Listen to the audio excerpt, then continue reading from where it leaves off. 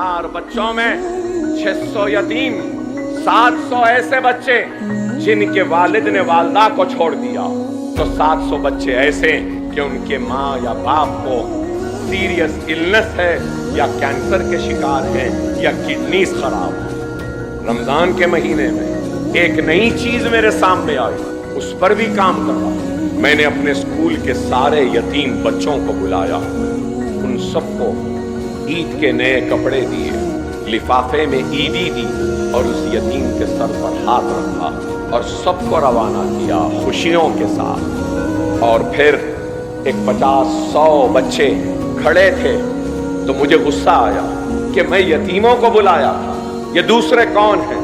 और गुस्से में गया और चीख कर कहा, यतीमों को बुलाया था, अगर इसमें कोई यतीम है जिसका बाप मर गया है तो हाथ उठाए।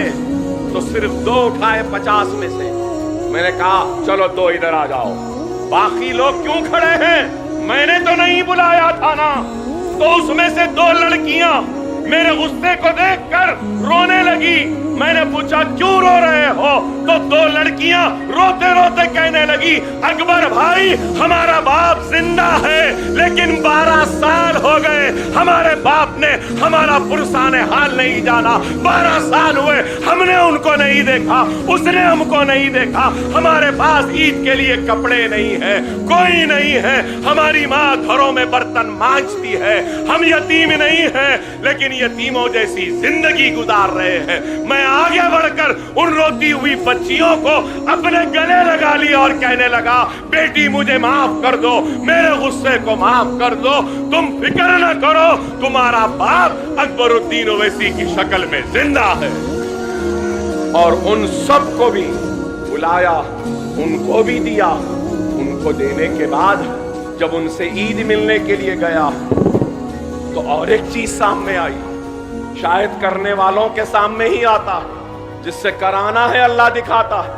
फिर एक 4-5 बच्चियां आई और उन्होंने कहा, हम वो बदनसीब हैं जिनकी माँ का इंतकाल हो गया। मैंने हैरत से देखा तो उन लड़कियों ने कहा, अकबर भाई हमारी माँ नहीं है और हमारे माँ के इंतकाल के 15 रोज में ही हमारी वालिद ने दूसरी शादी कर ली। हमारी सौतेली माँ हमारा ख्याल नहीं रखती।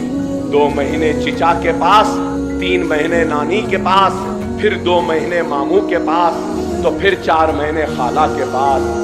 यूं ही जिंदगी गुजर जाती है।